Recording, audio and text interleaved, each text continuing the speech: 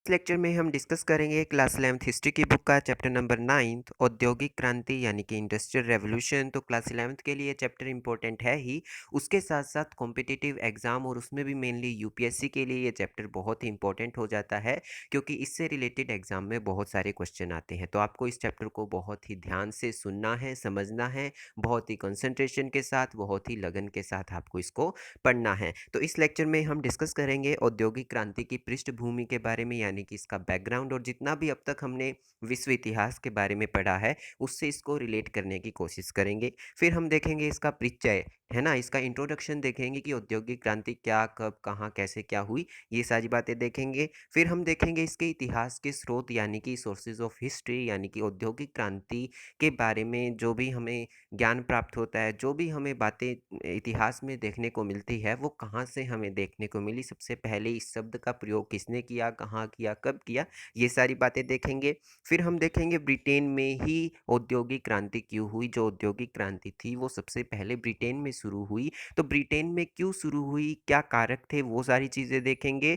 और ब्रिटेन में जो शहर, व्यापार और वित्त की जो व्यवस्था थी उस पर भी हम नज़र डालेंगे। तो बहुत ही इंटरेस्टिंग ये चैप्टर होने वाला है, और ये लेक्चर भी बहुत ज़्यादा इंटरेस्टिंग होने वाला है, क्योंकि आप बहुत सारी नई बातें जानने वाले हैं। तो चलिए सबसे पहले बात करते हैं इसकी पृष्ठभूमि के बारे में, यानी कि इसके बैकग्राउंड के बारे में, कि औद्योगिक क्रांति का बैकग्राउंड क्या रहा, इसकी पृष्ठभूमि क्या रही। ये तो है नहीं कि क्रांति है एकदम कहीं से ऊपर से टपक के आ गई, नहीं, इसके पीछे ये औद्योगिक क्रांति को जन्म देने वाले बहुत से कारक रहे होंगे। उन चीज़ों पर अब हम डिस्कस करने वाले हैं। तो इसका बैकग्राउंड, इसकी पृष्ठभूमि शुरुआत होती है हमारे चैप्टर नंबर 7 से। हमने चैप्टर नंबर 7 में पढ़ा था बदलती हुई सांस्कृतिक परंपराएं, यानी कि चेंजिंग कल्चरल ट्रेडिशन वाले चैप्टर में हमने पढ़ा था रेनेसां के बारे में, पुनर्जागरण के बारे में। तो उसमें क्या बात कही गई थी, उसमें यही कहा गया था कि जो पुनर्जागरण था, जो रेनेसां था, उस वक्त जो यूरोप था वो पूरी तरह से परिवर्तित हो रहा था। यूरोप में नए नए विचारों का प्रसार हो रहा था, और उन विचारों के कारण लोगों की मानसिकता बदली और लोग ज़्यादा भौतिकतावादी हो गए। भौतिकतावादी यानी कि मटेरियलिस्टिक, यानी कि वो भौतिक चीज़ों की ओर ध्यान देने लगे। जो मध्यकालीन मानव था वो चर्च के नियंत्रण में रहता था, यानी कि चर्च के नियंत्रण में रहता था, चर्च का ही उसके ऊपर नियंत्रण था। अब जो मध्यकालीन मानव था वो इस बात की ओर जोर देता था, जो मध्यकालीन मानव था उसका सिर्फ एक ही मकसद रहता था कि किस तरह स्वर्ग प्राप्त हो जाए, किस प्रकार परलोक की प्राप्ति हो जाए, किस प्रकार मरने के बाद मुझे स्वर्ग मिल जाए। इस बात की ओर जो मध्यकालीन मानव था यूरोप का, इस चीज़ की ओर ध्यान देता था। लेकिन पुनर्जागरण के वक्त एक परिवर्तन आया और लोग भौतिकतावादी हो गए। भौतिकतावादी यानी कि जो जीवन अब हम जी रहे हैं इसको और ज़्यादा खुशहाल कैसे बनाया जाए, इसमें ज़्यादा से ज़्यादा समृद्धि कैसे लाई जाए, ज़्यादा से ज़्यादा चीज़ें कैसे इकट्ठी की जाए, है ना। जितनी ज़्यादा चीज़ें होंगी, जितनी ज़्यादा सुविधाएं होंगी, उतना जीवन सुखी होगा, उतना जीवन खुश होगा। तो इस बात की ओर पुनर्जागरण बल देने लगा। जो लोग थे यूरोप के, उनकी मानसिकता बदल गई, और वो किस बात पर जोर देने लगे, वो भौतिकतावादी बन गए, यानी कि वो मटेरियलिस्टिक बन गए। वो ज़्यादा से ज़्यादा चीज़ें इकट्ठा करने लग गए, संपत्ति इकट्ठा करने लग गए, है ना। हमने इस बात को भी देखा था ना कि किस प्रकार जो पुनर्जागरण में जो लोग थे उनकी मानसिकता बदली और वो भौतिकतावादी हो गए। हमने चैप्टर नंबर 7 में डिस्कस किया था। अब चैप्टर नंबर 8 में क्या बात कही गई है। चैप्टर नंबर 8 में बताया गया है भौगोलिक खोजों के बारे में, यानी कि ज्योग्राफिकल डिस्कवरीज के बारे में। अब सबसे पहले स्पेन और पुर्तगाल में इस चीज़ की शुरुआत हुई। हमने चैप्टर नंबर 7 में ये बात पढ़ी थी कि किस प्रकार वैज्ञानिक क्रांतियाँ हुई, है ना। कोपरनिकसीय क्रांति के बारे में हमने पढ़ा। हमने कोपरनिकसीय रेवोल्यूशन के बारे में पढ़ा, जिसको साइंटिफिक रेवोल्यूशन भी कहते हैं, वैज्ञानिक क्रांति भी कहते हैं। तो वैज्ञानिक क्रांति में हमने क्या देखा कि जो चर्च ने पुराने अंधविश्वास फैला रखे थे वो सारे खत्म हो गए। चर्च ने जो अंधविश्वास फैला रखे थे वो खत्म हो गए। चर्च ने कह रखा था कि पृथ्वी पापों से भरी हुई है, इसलिए ये घूम नहीं रही, पृथ्वी स्थिर है, सूर्य पृथ्वी का चक्कर लगा रहा है। ये बातें चर्च ने लोगों के दिमाग में बैठा रखी थी। लेकिन साइंटिफिक रेवोल्यूशन आने के बाद, यानी कि वैज्ञानिक क्रांति आने के बाद, वैज्ञानिकों ने बताया कि पृथ्वी गोल है, पृथ्वी सूर्य के चक्कर लगा रही है। अब जब यूरोप के लोगों को ये बात पता लगी कि पृथ्वी गोल है, तो यूरोप के जो नाविक थे, नाविक यानी कि जो नाव चलाते हैं, ठीक है ना, जो समुद्र में जहाज चलाते हैं या फिर नदियों में जो नाव चलाते हैं, उनको नाविक कहते हैं। तो जो यूरोप के नाविक थे, उनके दिमाग में एक बात आई कि पृथ्वी गोल है, तो क्यों ना हम पूरी पृथ्वी का चक्कर लगाएं, क्यों ना हम पूरी पृथ्वी का चक्कर लगाएं। तो उन्होंने सरकार से इजाज़त मांगी कि हमें जहाज़ वगैरह प्रोवाइड किए जाएं, हमें जहाज़ सुविधाएं दी जाए और हम पूरी पृथ्वी का चक्कर लगाना चाहते हैं। तो स्पेन और पुर्तगाल ने सबसे पहले इस चीज़ की शुरुआत की, और जो वहाँ के नाविक थे, जैसे कि आपने वास्को डी गामा के बारे में पढ़ा, ठीक है ना, कोलंबस के बारे में पढ़ा, तो इन लोगों ने क्या किया, वो निकले यूरोप से और समुद्र में गए और पूरी पृथ्वी का चक्कर लगाने के लिए निकले थे। और फिर जब उन्होंने देखा, समुद्र देखा, और समुद्र में देखा कि अरे यहाँ पे भी ज़मीन है, यहाँ पे भी ज़मीन है, यहाँ पे भी ज़मीन है, ठीक है ना। जब तो लोगों को पता ही नहीं था, अमेरिका के बारे में नहीं पता था, ऑस्ट्रेलिया के बारे में नहीं पता था, इंडिया चाइना के बारे में इतना ज्ञान नहीं था, है ना। अब तो हमें हर कोने की खबर रहती है, लेकिन उस वक्त नहीं पता था। जब उन्होंने देखा अरे यहाँ पे भी ज़मीन है, यहाँ पे भी भूमि है, तो वो वहाँ पे गए, देखा कि वहाँ पे लोग रह रहे हैं, ठीक है ना। फिर देखा कि वहाँ के लोग बिल्कुल सीधे साधे हैं। आप चैप्टर नंबर 10th में पढ़ेंगे कि किस प्रकार जो यूरोपियंस थे, है ना, जो ब्रिटेन के लोग थे, पुर्तगाल के लोग थे, जो फ्रांसीसी थे, वो किस प्रकार अमेरिका गए, ऑस्ट्रेलिया गए, और वहाँ के जो लोग थे, ऑस्ट्रेलिया के जो मूल निवासी थे, अमेरिका के जो मूल निवासी थे, उनके सीधेपन का, उनके भोलेपन का फ़ायदा उठाकर उन्होंने वहाँ के संसाधनों का दोहन किया, यूरोपियंस ने, ठीक है ना, यूरोप के लोगों ने।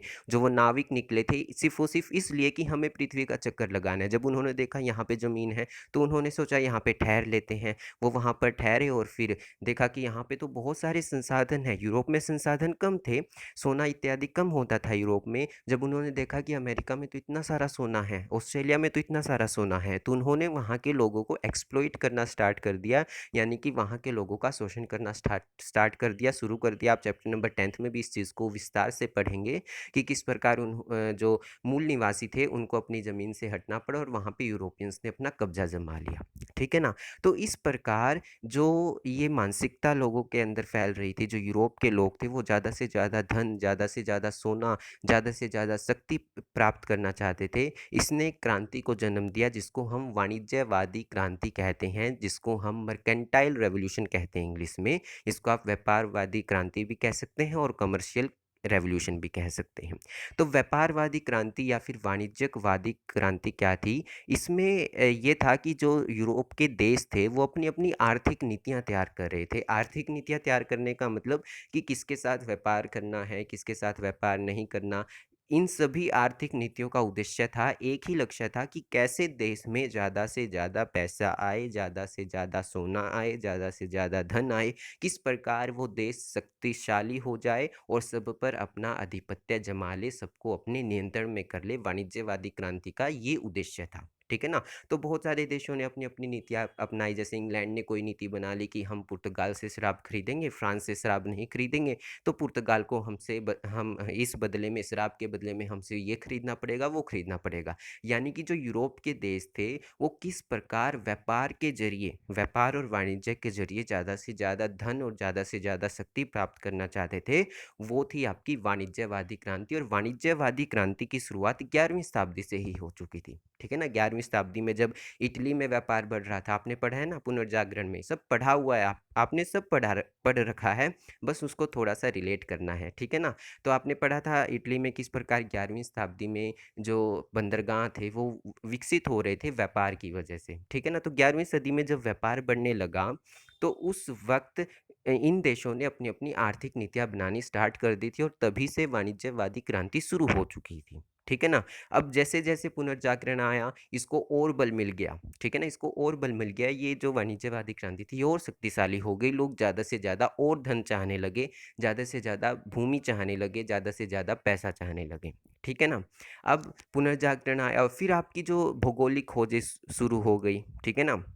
वैज्ञानिक क्रांति की वजह से मैंने आपको बताया कि किस प्रकार ज्योग्राफिकल डिस्कवरीज हो रही थी, अमेरिका, ऑस्ट्रेलिया, इंडिया जैसी जगह को ढूंढा गया, वहाँ के संसाधनों का दोहन किया गया। क्यों किया गया? क्योंकि वहाँ यूरोप के देशों की मानसिकता यही थी कि ज़्यादा से ज़्यादा हमें धन चाहिए, पैसा चाहिए, शक्ति चाहिए, और दूसरे देशों पर आधिपत्य जमाना है। कंपटीशन कर रहे थे यूरोप के देश, फ्रांस इंग्लैंड के साथ कंपटीशन कर रहा है, इंग्लैंड जर्मनी के साथ। तो ये सभी कंपटीशन कर रहे थे कि कैसे मैं शक्तिशाली हो जाऊँ, मेरी जो मेरे पास पास ज़्यादा पैसा हो, मतलब मैं सबसे ज़्यादा इन सभी देशों से ज़्यादा इंग्लैंड बढ़ जाए, फ्रांस बढ़ जाए, तो ये सभी एक दूसरे के साथ कॉम्पिटिशन कर रहे थे। ये थी आपकी वाणिज्यवादी क्रांति, आपकी मर्केंटाइल रेवोल्यूशन। अब नई नई घटनाएं आती रही, जैसे आपने चैप्टर नंबर 7 और 8 में इन बातों के बारे में पढ़ा, तो इन चीज़ों के ज़रिए वाणिज्यवादी क्रांति को बल मिला। अब वाणिज्यवादी क्रांति औद्योगिक क्रांति में बदल गई, ठीक है ना। यही वाणिज्यवादी क्रांति ज़्यादा से ज़्यादा पैसे, ज़्यादा से ज़्यादा शक्ति, ज़्यादा से ज़्यादा धन, ज़्यादा से ज़्यादा सोना देश में आए, यही वाणिज्यवादी क्रांति, यही मर्केंटाइल रेवोल्यूशन इंडस्ट्रियल रेवोल्यूशन में कन्वर्ट हो गई, औद्योगिक क्रांति में बदल गई। अब औद्योगिक क्रांति का मतलब क्या था? औद्योगिक क्रांति का मतलब कि देश में बहुत सारे उद्योग लग रहे हैं, ठीक है ना। देश में बहुत सारे उद्योग लग रहे हैं, कारखाने स्थापित हो रहे हैं, बहुत सारी इंडस्ट्री लग रही है, उद्योग धंधे स्थापित हो रहे हैं, देश में बहुत सारे कारखाने लग रहे हैं, कंट्री में बहुत सारे जो इंडस्ट्री हैं वो लगाई जा रही है, कोई कॉटन की इंडस्ट्री, कोई आयरन की इंडस्ट्री, ठीक है ना, अलग अलग तरह की इंडस्ट्री। अब आपने भी पढ़ रखा है कि जितने ज़्यादा देश में उद्योग धंधे होंगे, उतने ज़्यादा रोजगार के अवसर होंगे, जितना ज़्यादा रोजगार होगा उतनी सुदृढ़ अर्थव्यवस्था होगी, और जितनी सुदृढ़ अर्थव्यवस्था होगी, जितनी हमारी तेज इकोनॉमी होगी, उतना तेज पैसा आएगा देश में, उतना ज़्यादा धन आएगा, उतना ज़्यादा सोना आएगा, उतनी ज़्यादा शक्ति प्राप्त होगी। अब जिस भी देश को ज़्यादा से ज़्यादा धन चाहिए, ज़्यादा से ज़्यादा पैसा चाहिए, तो वो अपने देश में क्या करेगा? उद्योग धंधे खोलेगा, ठीक है ना। आपने भी देखा कि हर देश, अभी भी हर देश इंडस्ट्रीज़ को ज़्यादा प्रमोट करता है, चाहे वो लघु उद्योग हो या फिर बड़े उद्योग हो, लेकिन उद्योगों को प्रमोट किया जाता है। क्यों?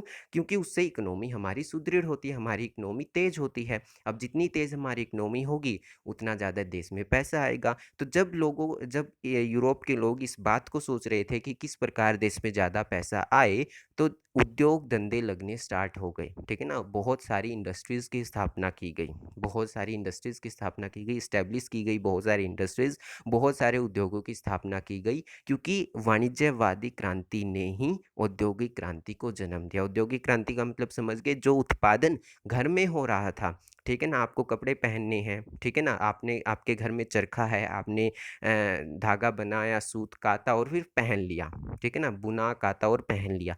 लेकिन अब यही कपड़ा, आपकी यही टी शर्ट कहाँ बन रही है? मशीनों में बन रही है, ठीक है ना। मशीन बना रही है, 2 मिनट में बना रही है, ठीक है ना। एक तो आप इतना सारा टाइम लगाएं, इतनी सारी मेहनत करें, और वही मशीन सस्ते रेटों में, कम टाइम में और अच्छी क्वालिटी का आपको दे रही है, तो आप उसको ही खरीदेंगे, है ना। तो जब मशीन आ गई, मशीनों ने फिर क्या किए? उद्योग धंधे स्थापित हो गए, मशीनों की वजह से इंडस्ट्री स्थापित हो गई, उद्योग स्थापित हो गए, और फिर उसको ही आगे प्रमोट किया गया, और उससे देशों की जो इकोनॉमी थी, जो अर्थव्यवस्था थी, वो सुदृढ़ हो गई, ठीक है ना। तो आप समझ गए औद्योगिक क्रांति का मतलब, जो उत्पादन पहले घरों में होता था, हाथों से होता था और कम होता था, वही अब उद्योगों में होने लगा, वही अब इंडस्ट्रीज में होने लगा, एक लार्ज स्केल में, एक बड़े पैमाने पर। ओके। और औद्योगिक क्रांति को जन्म किसने दिया? वाणिज्य क्रांति ने दिया, व्यापारवादी क्रांति ने दिया, जिसमें यूरोप के देश अपनी आर्थिक नीतियां बना रहे थे, व्यापार को सुदृढ़ कर रहे थे, अर्थव्यवस्था को सुदृढ़ करने के लिए नई नई नीतियाँ अपना रहे थे। और इन सभी का कारण पहले हम पढ़ चुके हैं कि पुनर्जागरण, और फिर जो हमारी ज्योग्राफिकल डिस्कवरीज थी, हमारी भौगोलिक खोजें थी, इनकी वजह से इन सारी चीज़ों को बल मिला, ठीक है ना, बल मिला। ये नहीं कि यही चीज़ें थी, और भी बहुत छोटे छोटे छोटे छोटे फैक्टर्स होते हैं, लेकिन मेन मेन चीज़ों को हम डिस्कस करते हैं। क्लियर? तो इन सारी चीज़ों की वजह से जो हमारी औद्योगिक क्रांति थी, उसको बल मिला। अब विस्तार से देखते हैं, थोड़ा सा परिचय देखते हैं, थोड़ा सा इंट्रोडक्शन देखते हैं हमारी औद्योगिक क्रांति का, यानी कि हमारी इंडस्ट्रियल रेवोल्यूशन का। चलिए, ब्रिटेन में 1780 के दशक और 1850 के दशक के बीच उद्योग और अर्थव्यवस्था का जो रूपांतरण हुआ, उसे प्रथम औद्योगिक क्रांति के नाम से पुकारा जाता है। और वहाँ दूसरी औद्योगिक क्रांति लगभग 1850 के बाद आई, और उसमें रसायन तथा बिजली जैसे नए औद्योगिक क्षेत्रों का विस्तार हुआ। उस दौरान ब्रिटेन, जो पहले विश्व भर के औद्योगिक शक्ति के रूप में अग्रणी था, पिछड़ गया, और जर्मनी और संयुक्त राज्य अमेरिका उससे आगे निकल गए। अब जो औद्योगिक क्रांति थी, जो इंडस्ट्रियल रेवोल्यूशन थी, वो सबसे पहले ब्रिटेन में हुई। ब्रिटेन में क्यों हुई, कैसे हुई, अभी थोड़ी देर में जानेंगे, लेकिन अभी के लिए इतना समझ लीजिए कि ब्रिटेन में हुई सबसे पहले औद्योगिक क्रांति। कब हुई? 1780 से लेकर 1850 तक। 70 साल है, ठीक है ना। 1780 से लेकर 1850 तक, 1780 से लेकर 1850 तक, ठीक है। तो ब्रिटेन में 1780 से लेकर 1850 के बीच में जो उद्योग और अर्थव्यवस्था में रूपांतरण हुआ, यानी कि अर्थव्यवस्था की नई नई नीतियां बनाई गई, और उसके साथ साथ जो उद्योग थे, ठीक है ना, जो उद्योग थे, जो इंडस्ट्रीज थी, उनकी स्थापना की गई, इंडस्ट्रीज को एस्टेब्लिश किया गया ब्रिटेन में। ओके, तो जब ये इंडस्ट्री, जब इन उद्योगों की स्थापना हो रही थी, अर्थव्यवस्था तेज हो रही थी, ज़्यादा से ज़्यादा पैसा आ रहा था, तो उसी वक्त को, इन 70 सालों को, 1780 से लेकर 1850 तक के इन्हीं 70 सालों को किस नाम से पुकारा जाता है? इसको प्रथम औद्योगिक क्रांति के नाम से पुकारा जाता है। और ब्रिटेन में दूसरी औद्योगिक क्रांति भी हुई, जो 1850 के बाद शुरू होती है, ठीक है ना। 1780 से लेकर 1850 तक प्रथम औद्योगिक क्रांति, और 1850 के बाद कौन सी क्रांति? दूसरी औद्योगिक क्रांति। और जो ये दूसरी औद्योगिक क्रांति थी, इसमें किसका उत्पादन किया जा रहा था? इसमें रसायन, रसायन यानी कि केमिकल्स, और बिजली यानी कि इलेक्ट्रिसिटी, इन दो चीज़ों के उत्पादन पर जोर दिया गया। और इस वक्त 1850 के बाद जो ब्रिटेन सबसे पहले इंडस्ट्रियल रेवोल्यूशन को लीड कर रहा था, ठीक है ना, जिसमें ब्रिटेन में सबसे ज़्यादा उद्योग धंधे स्थापित हो रहे थे 1850 तक, अब वो पिछड़ गया। दूसरी औद्योगिक क्रांति में ब्रिटेन पिछड़ गया, और ब्रिटेन से आगे संयुक्त राज्य अमेरिका आगे निकल गया, ठीक है ना। आप पढ़ेंगे चैप्टर नंबर 10 में गोल्ड रश के बारे में, तो उसमें अमेरिका किस तरह ब्रिटेन से आगे निकला, इस बात का भी जिक्र है। ओके, तो ब्रिटेन 1780 से लेकर 1850 तक अपनी अर्थव्यवस्था को बदल रहा था, उद्योग धंधे स्थापित कर रहा था, जिसको हम प्रथम औद्योगिक क्रांति के नाम से पुकारते हैं। और इसी प्रथम औद्योगिक क्रांति के बारे में हम इस चैप्टर में पढ़ने वाले हैं। क्लियर यहाँ तक? इस क्रांति के ब्रिटेन में दूरगामी प्रभाव हुए। दूरगामी प्रभाव यानी कि जिसको जो लंबे समय तक इसका इफेक्ट रहा, इसका प्रभाव रहा औद्योगिक क्रांति का। अब देखिए, हम इस आधुनिक युग में रह रहे हैं, हम जिस युग में रह रहे हैं उसको हम आधुनिक युग कहते हैं, मॉडर्न एरा कहते हैं। अब ये जो आधुनिक युग है, ये औद्योगिक क्रांति की ही देन है, ठीक है ना। कभी कोई कल्पना नहीं कर सकता था कि महलों का भी जमाना जाएगा, राजाओं का भी जमाना जाएगा, तलवारों का भी जमाना जाएगा, गाड़ियाँ आएगी, रेलगाड़ियाँ आएगी, ठीक है ना, सड़कें बनेगी, बिल्डिंग्स आएगी, ठीक है ना, तलवारों की जगह बंदूकों से युद्ध होंगे। कभी किसी ने सोचा नहीं था, लेकिन औद्योगिक क्रांति ने ऐसा कर दिखाया, ठीक है ना। जितने ज़्यादा उद्योग होंगे, सब कुछ परिवर्तन हो गया। जो हमारा ये आधुनिक युग है, ये दो क्रांतियों पर बेस रहा है। एक तो आपकी औद्योगिक क्रांति, जिसके बारे में आप पढ़ेंगे, और दूसरी है आपकी राजनीतिक क्रांतियाँ, जिसमें कि आपकी अमेरिका की क्रांति आ गई, और फ्रांसीसी क्रांति के बारे में आपने पढ़ा, जिसमें लोग गणतंत्र की मांग कर रहे थे, लोकतंत्र की मांग कर रहे थे, संविधान की मांग कर रहे थे। तो जो हमारा ये आधुनिक विश्व है, ये इन दो क्रांतियों पर बेस रहा है। एक तो आपकी औद्योगिक क्रांति, जिसमें बहुत सारे क्या लगाए गए, उद्योग धंधे स्थापित किए गए, यानी कि अर्थव्यवस्था तेज की गई, देशों में ज़्यादा से ज़्यादा पैसा आया, ठीक है ना। और दूसरी हमारी थी राजनीतिक क्रांति, जिसमें बहुत सारे देश गणतंत्र बन गए, लोकतंत्र बन गए, ठीक है ना। आधुनिक विश्व में बहुत सारे देश क्या है? लोकतंत्र में है, ठीक है ना। बहुत सारे देशों में लोकतंत्र है, राजतंत्र में तो एक एक दो ही देश है, और वो उसमें भी क्या है? संविधान है फिर, ठीक है ना। तो हमारा जो ये जो आधुनिक युग है, ये इन दो क्रांतियों पर बेस रहा है, इन दो क्रांतियों पर आधारित रहा है। एक तो आपकी औद्योगिक क्रांति, और एक आपकी राजनीतिक क्रांति, ठीक है ना। राजनीतिक क्रांति में आपकी अमेरिका की क्रांति और आपकी फ्रांसीसी की क्रांति इंपॉर्टेंट बन जाती है। तो ब्रिटेन में ही नहीं औद्योगिक क्रांति के दूरगामी प्रभाव हुए, यानी कि पूरे के पूरे विश्व में भी इस क्रांति ने बहुत बड़ा इफेक्ट छोड़ा है, एक बहुत बड़ा प्रभाव छोड़ा है औद्योगिक क्रांति ने, इसलिए ये हमारे लिए बहुत इंपॉर्टेंट बन जाती है।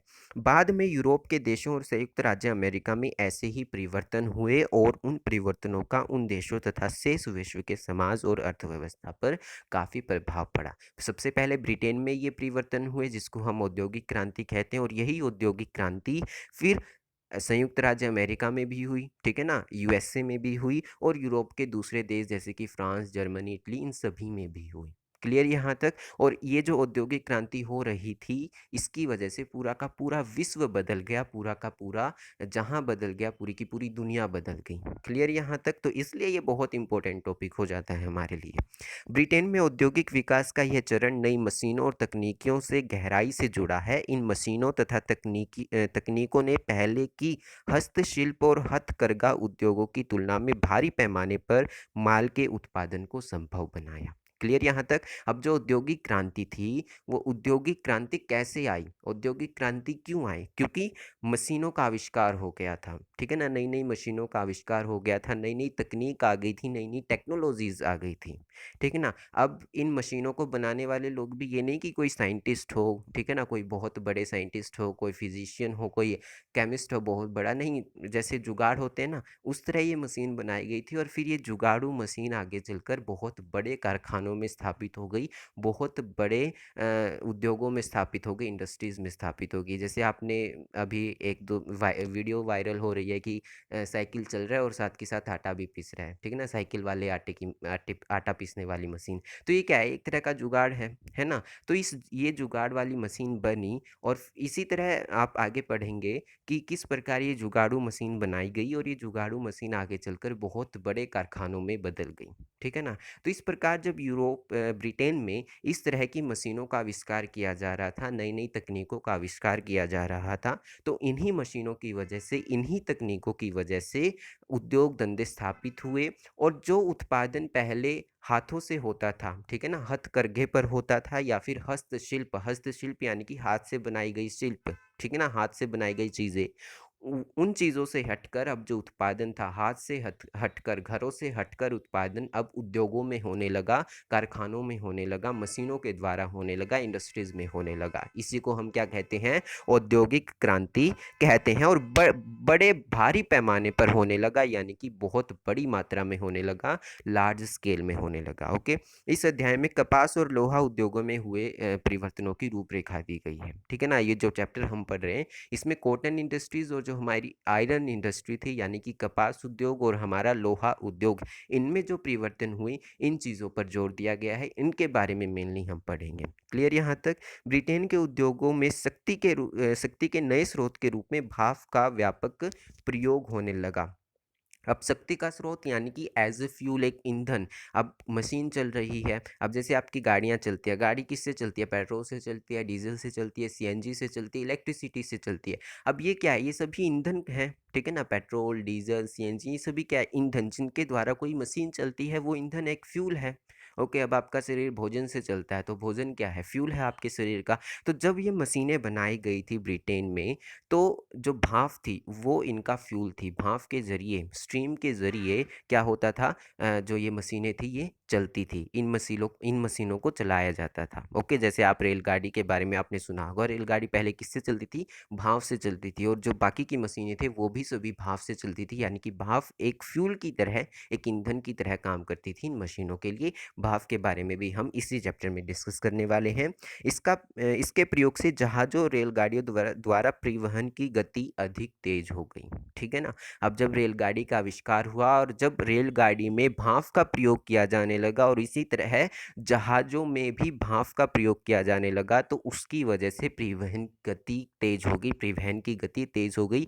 यानी कि जितना तेज परिवहन होगा, उतने तेज आपके उद्योग चलेंगे, जितना जल्दी कच्चा माल उद्योगों में पहुंचेगा, ठीक है ना, जितना तेज हमारा ट्रांसपोर्ट होगा, उतनी तेज हमारी इकोनॉमी होगी, ठीक है ना, उतनी तेज हमारी अर्थव्यवस्था होगी। जितना परिवहन तेज होगा, उतनी तेज हमारी क्या होगी, अर्थव्यवस्था होगी। ये बात आप सभी को पता है, ठीक है ना। जितनी जल्दी चीज़ें पहुंचेंगी, लेन देन जितना जल्दी होगा, उतना तेज व्यापार होगा, जितना तेज व्यापार होगा, उतना ज़्यादा उद्योग धंधे होंगे, और जितने ज़्यादा उद्योग धंधे होंगे, और हमारे पास पैसा भी उतना आएगा देश में। क्लियर यहाँ तक। तो इस प्रकार जब परिवहन की गति तेज होगी, जो भाप थी, भाप की वजह से परिवहन की गति तेज होगी, और औद्योगिक क्रांति भी तेज हो गई। क्लियर यहाँ तक।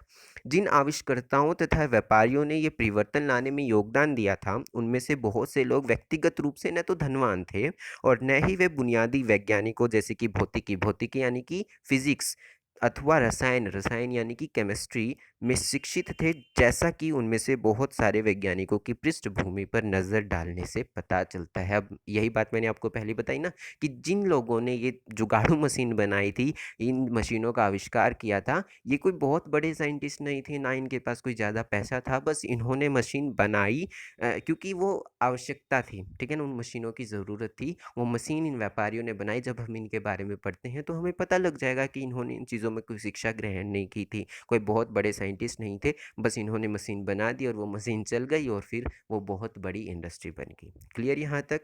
चलिए अब देखते हैं आगे चलकर औद्योगिकीकरण की वजह से कुछ लोग तो समृद्ध हो गए, ठीक है ना? जो लोग उद्योगों के मालिक थे, इन फैक्ट्रियों के मालिक थे, इंडस्ट्रीज़ के मालिक थे, वो तो समृद्ध होंगे ही, सिंपल सी बात है, वो बहुत ज़्यादा अमीर हो गए, वो समृद्ध हो गए।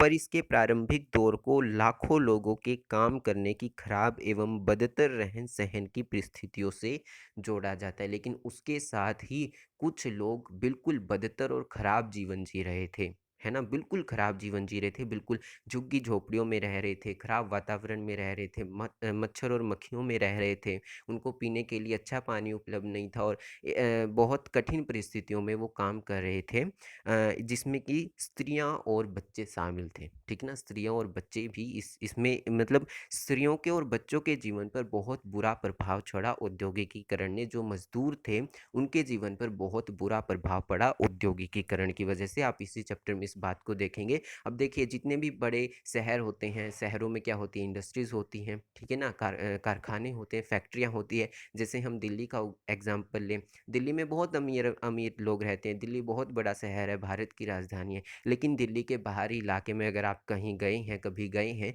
तो आपने देखा होगा कि वहाँ पर बिल्कुल ख़राब वातावरण में बिल्कुल गंदा पानी, वहाँ पर मच्छर मक्खियाँ हैं और वहीं वहीं पर झुग्गी झोपड़ियों में लोग रह रहे हैं, मज़दूर लोग रह रहे हैं, क्योंकि उनके पास इतना पैसा नहीं है कि वो अच्छा घर खरीद सकें, अच्छे माहौल में रह सकें।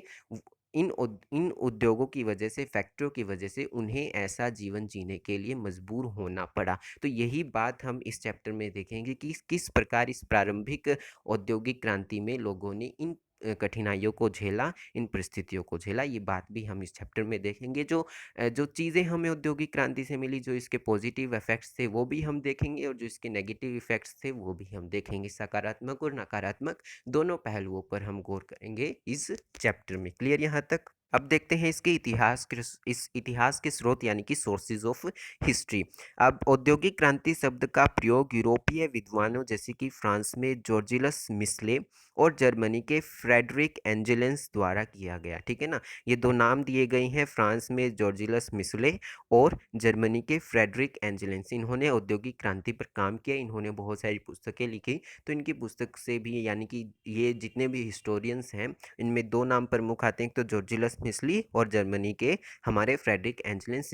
इन्होंने जो औद्योगिक क्रांति थी इस पर काम किया है, इस शब्द का प्रयोग किया है बहुत बार। और सबसे पहले औद्योगिक क्रांति का प्रयोग, औद्योगिक क्रांति जो ये शब्द है, इंडस्ट्रियल रेवोल्यूशन जो ये वर्ड है, इसका सबसे पहले यूज़ किया था अर्नोल्ड टोयनबी ने, जिसकी फ़ोटो आप साइड में देख रहे हैं, ठीक है ना? अर्नोल्ड टोयनबी ने। इसका नाम हर जगह, हर किताब में आपको मिल जाएगा, जो भी औद्योगिक क्रांति वाली होगी या फिर जो भी चैप्टर होगा, अर्नोल्ड टोयनबी का नाम ज़रूर आता है। तो अर्नोल्ड टोयनबी ने सबसे पहले, बिल्कुल सबसे पहले औद्योगिक क्रांति शब्द का प्रयोग किया था, इंडस्ट्रियल रेवोल्यूशन शब्द का प्रयोग किया था। अंग्रेजी में इस शब्द का प्रयोग सर्वप्रथम दार्शनिक भी थे, अर्थशास्त्री भी थे, ठीक है ना? इकोनॉमिस्ट भी थे और हिस्टोरियन भी थे। तो अर्नोल्ड टोयनबी ने किया, जिनका टाइम आपको दिया गया है, 1852 में इनका जन्म हुआ और 1883 में इनकी डेथ हो गई।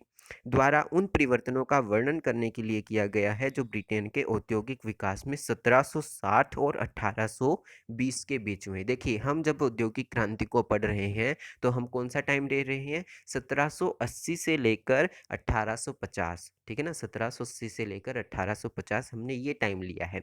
लेकिन जब अर्नोल्ड टोयनबी थे तो उन्होंने औद्योगिक क्रांति का टाइम कौन सा लिया?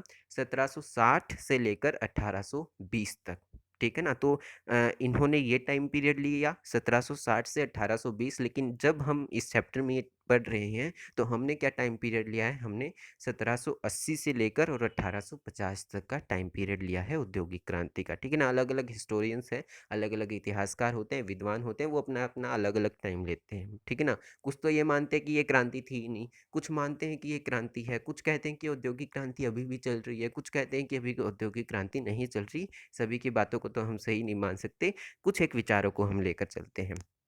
तो कुल मिला के अर्नोल्ड टॉयबी ने सबसे पहले औद्योगिक क्रांति शब्द का प्रयोग किया, इंडस्ट्रियल रेवोल्यूशन वर्ल्ड का प्रयोग किया इन्होंने। और इस दौरान ब्रिटेन में जॉर्ज तृतीय का शासन था, ये राजा का नाम है, जॉर्ज थर्ड का शासन था उस वक्त, जिसके बारे में टॉयनबी ने ऑक्सफोर्ड विश्वविद्यालय में कई व्याख्यान दिए, व्याख्यान यानी कि लेक्चर्स दिए। अर्नोल्ड टॉयनबी ने ऑक्सफोर्ड यूनिवर्सिटी में इससे रिलेटेड, किससे, औद्योगिक क्रांति से संबंधित, उन्होंने, जब जॉर्ज थर्ड का शासन था इंग्लैंड में, ब्रिटेन में जब जॉर्ज थर्ड थे, तो उस वक्त आपके अर्नोल्ड टॉयनबी थे, और उन्होंने इससे रिलेटेड बहुत सारे लेक्चर्स दिए ऑक्सफोर्ड यूनिवर्सिटी में। ओके।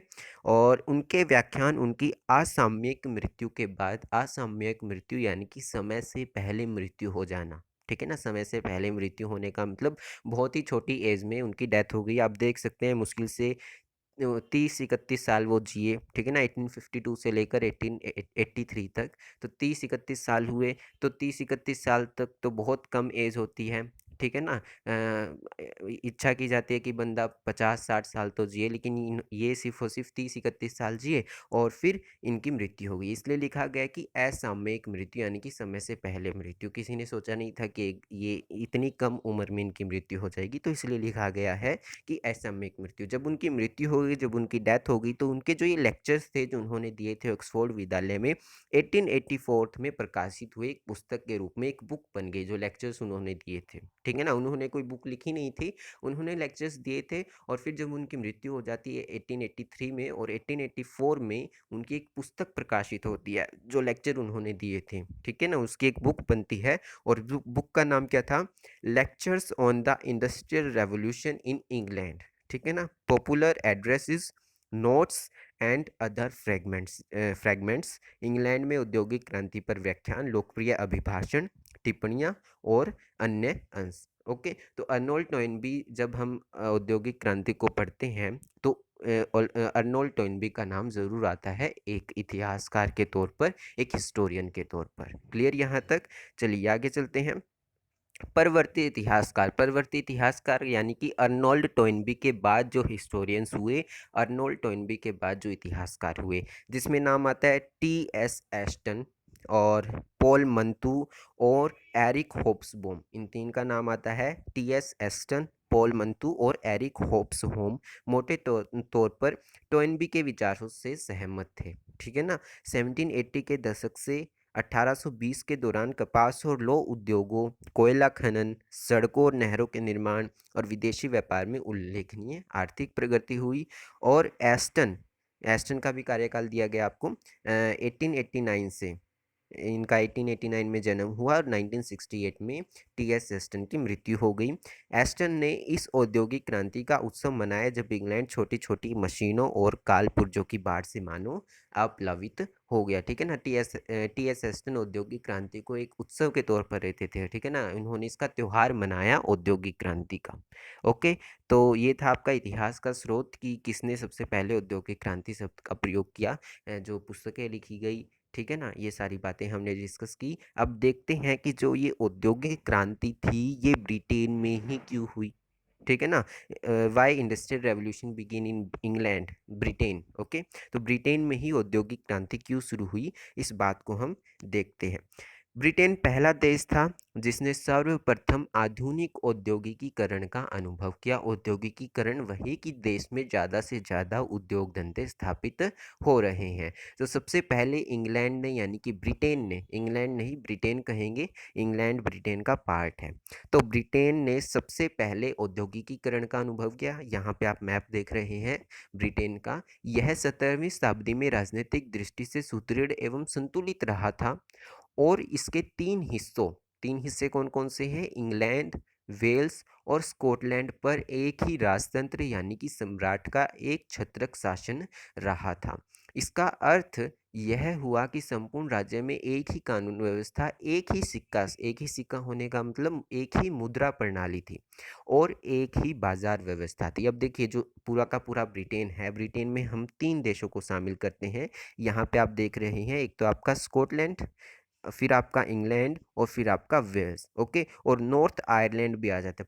पूरा का पूरा आयरलैंड ब्रिटेन के अंदर शामिल नहीं है, बल्कि आयरलैंड का छोटा सा भाग जिसको नॉर्थ आयरलैंड कहते हैं वो ब्रिटेन का भाग है। तो मेन 3 भाग है इसके, एक तो स्कॉटलैंड, एक आपका इंग्लैंड और एक आपका वेल्स। तो 17वीं शताब्दी से, ठीक है ना, 17वीं शताब्दी से ही ये तीनों भाग इंग्लैंड में, सॉरी, ये तीनों भाग ब्रिटेन के हिस्से रहे हैं, ठीक है ना। इंग्लैंड, स्कॉटलैंड और वेल्स ये तीनों ब्रिटेन के हिस्से रहे हैं, बिल्कुल संगठित रहे हैं, संतुलित रहे हैं, और इन तीनों पर एक ही शासक का शासन था, यानी कि ये टूटे फूटे नहीं थे, ठीक है ना। अब जैसे भारत में हम देखते हैं कि 500 से अधिक रियासतें थी, छोटे छोटे एरिया के अपने अपने अलग अलग राजा थे, लेकिन यहाँ पर ये तीनों बिल्कुल संगठित रहे हैं, ठीक है ना, सुव्यवस्थित रहे हैं। यहाँ पर एक ही राजा होता था, इन तीनों का एक ही राजा होता था, उसी का शासन होता था। अब जब एक ही राजा है, ठीक है ना, एक ही राजा का शासन है, तो वो एक उस देश में एक ही मुद्रा प्रणाली चलेगी। एक ही मुद्रा प्रणाली चलने का मतलब एक ही तरह का सिक्का होगा, ठीक है ना। अब जैसे भारत का अलग सिक्का है और पाकिस्तान में जाएंगे तो वहाँ का अलग होगा, ठीक है ना। अब पश्चिम बंगाल में जाएंगे वहाँ का अलग होगा। अब यहाँ पे तो क्या है, ये जो इंग्लैंड, स्कॉटलैंड और वेल्स हैं, ये तीनों संगठित है, तो यहाँ पे एक ही सिक्का चलेगा, एक ही मुद्रा प्रणाली चलेगी, एक ही कानून व्यवस्था होगी, ठीक है ना, कानून व्यवस्था भी एक ही होगी, और एक ही बाजार व्यवस्था होगी। बाजार व्यवस्था यहाँ पर एक ही होगी, एक ही तरह की बाजार व्यवस्था होगी। ये नहीं कि वेल्स में कुछ हो रहा है, इंग्लैंड में कुछ हो रहा है, स्कॉटलैंड में कुछ हो रहा है, यानी कि पूरी तरह से ये जो तीनों क्षेत्र थे ये पूरी तरह से संगठित थे और संतुलित थे, ओके। इस बाजार व्यवस्था में स्थानीय प्राधिकरणों का कोई हस्तक्षेप नहीं था, यानी कि वे अपने इलाके से होकर गुजरने वाले माल पर कोई कर नहीं लगा सकते थे, जिससे कि उनकी कीमत बढ़ जाती। 17वीं सदी के अंत तक आते आते मुद्रा का प्रयोग विनिमय यानी कि आदान प्रदान के माध्यम के रूप में व्यापक होने लगा था। अब देखिए जब एक ही बाजार व्यवस्था है इन तीनों में, तो यहाँ पे मान लीजिए वेल्स में कोई सामान बना है और वो वेल्स से चलकर स्कॉटलैंड में जाना चाहता है, ठीक है ना। अब कोई व्यापारी है, वो वेल्स में उत्पादन कर रहा है और वेल्स से चलकर वो स्कॉटलैंड में अपना सामान पहुंचाना चाहता है, तो वो इंग्लैंड में आएगा, इंग्लैंड से फिर कहाँ जाएगा, इंग्लैंड से वो जाएगा स्कॉटलैंड में, ओके। तो अब जब यहाँ पे एक सीमा है, यहाँ पे एक सीमा है, अब सीमा शुल्क लगता है, वस्तुओं पर सीमा शुल्क लगता है। अब सीमा शुल्क क्या होता है, जब आप भारत से नेपाल में जा रहे हैं, पश्चिम बंगाल में जा रहे हैं, अपने साथ सामान ले जा रहे हैं, सामान को बेचना चाहते हैं नेपाल में, तो आपको बॉर्डर पार करने का, सीमा को पार करने का, किसी एक देश से दूसरे देश में जाने का टैक्स देना पड़ेगा, कर देना पड़ेगा। अब जब आप कर देंगे तो आपकी वस्तु की भी कीमत बढ़ेगी, ठीक है ना। आपको ज़्यादा, आपने जो वस्तु थी, जो आपके पास उत्पादित माल था, उसके ऊपर आपने इन्वेस्ट किया, अब आप उसको बेचेंगे तो जितना आपका उसके ऊपर खर्चा हुआ है आप उससे ज़्यादा रेट में बेचेंगे, ठीक है ना, आप उससे ज़्यादा रेट में बेचेंगे। तो मान लीजिए आपके 50 रुपये आपके टैक्स में गए हैं, तो आप उस वस्तु की कीमत 50 रुपये बढ़ा देंगे ताकि आपको मुनाफा हो। तो जब सीमा शुल्क देना पड़ता है हमें माल पर, तो वस्तुओं की कीमत बढ़ जाती है, और जब नहीं देना पड़ता तो वस्तुओं की कीमत घट जाती है। तो जब जो सामान था, जो बाजार में जो माल था, जब माल एक जगह से दूसरी जगह जा रहा था, इन तीनों देशों में आदान प्रदान हो रहा था, तो उस वक्त जो वस्तुएं थी उनकी कीमत बढ़ती नहीं थी, क्योंकि कोई सीमा शुल्क नहीं देना पड़ता था। इंग्लैंड में बेझिझक आप स्कॉटलैंड में जाओ, आपको कोई कर नहीं देना पड़ेगा, ठीक है ना, क्योंकि एक ही कानून व्यवस्था थी, एक ही बाजार थे तीनों देशों में, ठीक है ना, पूरा का पूरा ब्रिटेन था। तो इस वजह से जो कीमत थी वस्तुओं की वो नहीं बढ़ रही थी, और लोग सामान को खरीद रहे थे, और बाजार व्यवस्था सुदृढ़ हो रही थी। एक ही बाजार व्यवस्था थी, कोई शुल्क नहीं देना पड़ रहा है, तो चीज़ों की कीमत घट रही है और लोग उसको आसानी से खरीद पा रहे हैं, ठीक है ना। व्यापारियों को भी दिक्कत नहीं आ रही है, व्यापारियों को भी दिक्कत नहीं आ रही है अपने सामान को दूसरी जगह भेजने में। तो इस प्रकार जो बाजार था, जो मार्केट थी, वो बहुत तेज हो रही थी 17वीं सदी के बाद इंग्लैंड में। क्लियर यहाँ तक।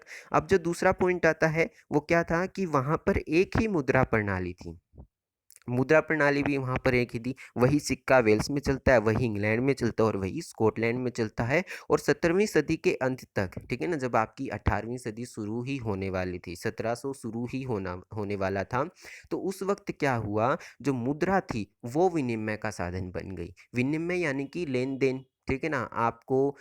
आपको अनाज चाहिए और आपके पास जूते हैं, तो आप जूते बेच रहे हैं और अनाज खरीद रहे हैं, चीज़ों का लेन देन कर रहे हैं। पहले वस्तु विनिमय होता था, चीज़ के बदले चीज़ ली और दी जाती थी। लेकिन अब 17वीं सदी के अंत तक क्या हुआ, मुद्रा के बदले चीज़ें ली देने जाने लगी, ठीक है ना। करेंसी आ गई। अब जैसे आपको अनाज खरीदना है तो आप उस अनाज की कीमत के अनुसार पैसे देंगे और अनाज खरीद लेंगे, ठीक है ना। अब उस अनाज वाले को जूते खरीदने हैं तो वो जूते किसी और को वो पैसे देगा और अपने जूते खरीद लेगा। यानी कि आपको चीज़ों के बदले चीज़ें नहीं चीज़ों के बदले चीज़ें नहीं दे रहे आप, बल्कि चीज़ों के बदले आप क्या दे रहे हैं, पैसे दे रहे हैं, करेंसी दे रहे हैं, ठीक है ना, मुद्रा दे रहे हैं। भारत की अलग मुद्रा है, इंग्लैंड की अलग है, ठीक है ना, अमेरिका की अलग है। तो आप मुद्रा दे रहे हैं, या फिर वो डॉलर में हो, यूरो में हो, रुपी में हो, कोई भी हो मुद्रा। लेकिन जब मुद्रा का प्रयोग होने लगता है बाजार में, ठीक है ना, अब देखिए कितनी मुश्किल आती है। आपको जूते खरीदने हैं और आपको अनाज बेचना है, तो आपको उसी व्यक्ति को अनाज बेचना पड़ेगा जिसके पास जूते हैं, और किसी को आप बेच नहीं सकते क्योंकि आपको तो जूते चाहिए। आप उसको अनाज देंगे तभी वो आपको जूते देगा, है ना।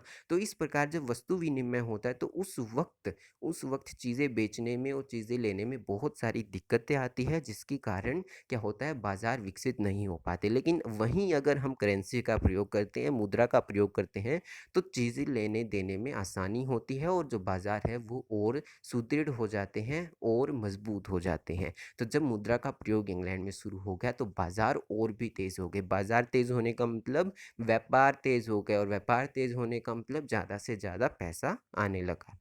क्लियर है यहाँ तक? चलिए आगे चलते हैं। तब तक बहुत से लोग अपनी कमाई वस्तुओं की बजाय मजदूरी और वेतन के रूप में पाने लगे, ठीक है ना। मजदूरी कर रहे थे या फिर जो भी कमाई कर रहे थे, वो वस्तुओं की बजाय उन्हें क्या मिलने लगी, सैलरी के रूप में मिलने लगी, ठीक है ना, वेतन के रूप में मिलने लगा। इससे लोगों को अपनी आमदनी से खर्च करने के लिए अधिक विकल्प प्राप्त हो गए और वस्तुओं की बिक्री के लिए बाजार का विस्तार हो गया। क्लियर यहाँ तक? चलिए वही बात जो मैंने आपको बताई, सेम टू सेम, कि जब आपके पास करेंसी होगी, करेंसी आपको देनी पड़ेगी, तो आप खुल के उसको खर्च कर सकते हैं, ठीक है ना। तो इस प्रकार एक ही मुद्रा का प्रयोग होने की वजह से, एक ही सिक्के का और मुद्रा विनिमय का प्रयोग होने की वजह से, और कोई सीमा शुल्क न लगने की वजह से, जो इंग्लैंड के यानी कि ब्रिटेन के जो बाजार थे वो बहुत ही सुदृढ़ थे। और बाजार सुदृढ़ होने का मतलब वहाँ पर बहुत ही अधिक व्यापार हो रहा था, सही संतुलित ढंग से व्यापार हो रहा था।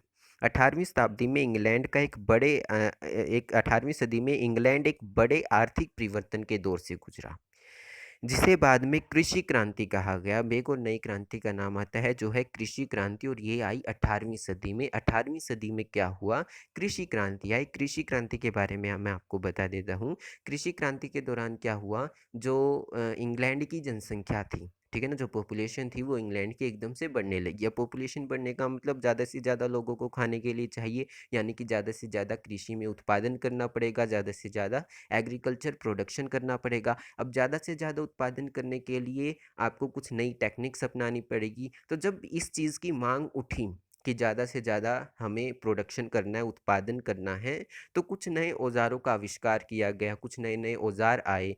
तो जिन किसानों के पास पैसा था, जो बड़े किसान थे उनके पास पैसा था, तो उन्होंने तो वो औज़ार खरीद लिए, उन्होंने तो वो सारी सुविधाएं खरीद ली जिससे उत्पादन को बढ़ाया जा सकता था और अच्छा मुनाफा कमाया जा सकता था। बड़े किसानों ने तो वो सारी चीज़ें खरीद ली। लेकिन जो छोटे छोटे किसान थे जिनके पास कम पैसा था और थोड़ी सी ज़मीन थी, तो थोड़ी सी ज़मीन से कम उत्पादन कर पाते थे, और सुविधा न होने की वजह से भी वो कम उत्पादन कर पाते थे।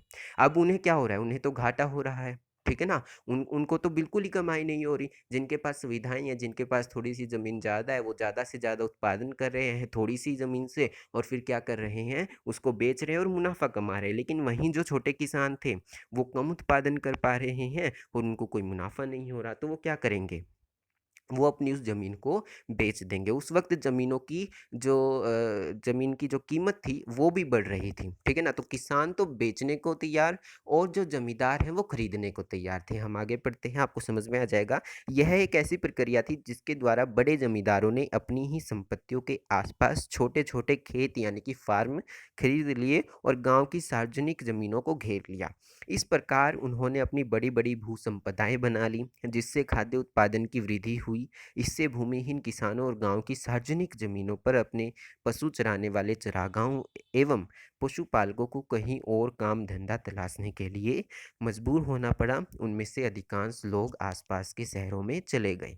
अब क्या हुआ, जो किसान अपनी ज़मीन बेचना चाहते थे, उनको कोई मुनाफ़ा नहीं हो रहा था, तो वो अपनी ज़मीन बेचने लगे और जो ज़मींदार लोग थे, ठीक है ना? जो बड़े-बड़े लोग थे, जो अभिजात वर्ग के लोग थे, जिनके पास बहुत पैसा था, वो उनसे ज़मीन खरीदने लगे क्योंकि लोगों के अंदर एक मानसिकता आ गई थी कि जितनी ज़्यादा ज़मीन होगी आप उतने ज़्यादा शक्तिशाली होंगे। भूमि अधिग्रहण की लोगों के अंदर मानसिकता थी। आपने रेनेसां वाले में भी पढ़ा है कि लोग ज़्यादा से ज़्यादा संपत्ति को इकट्ठा कर रहे थे। तो जिस भी व्यक्ति के पास ज़्यादा संपत्ति होगी उसको समझा जाएगा कि वो ज़्यादा शक्तिशाली है।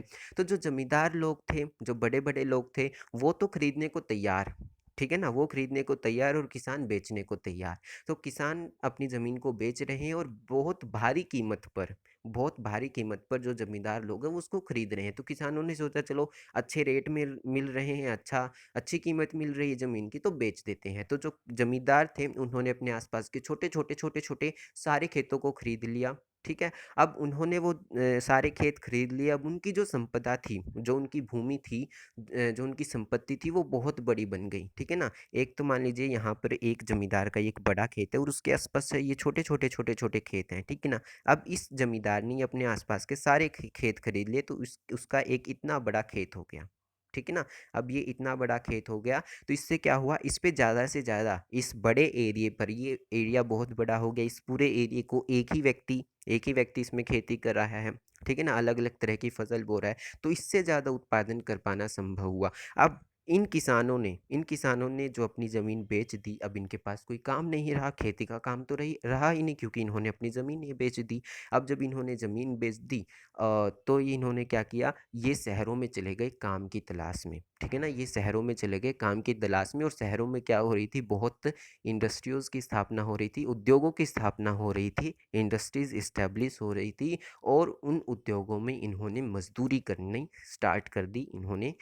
ये सारे किसान क्या बन गए, शहरों में जाकर मजदूर बन गए, ठीक है ना? इन जमींदारों ने ज़मीन खरीद लिया। अब गाँव में चरागाह भूमि होती थी, ठीक है ना? सभी वहाँ पे अपने पशुओं को चराते थे।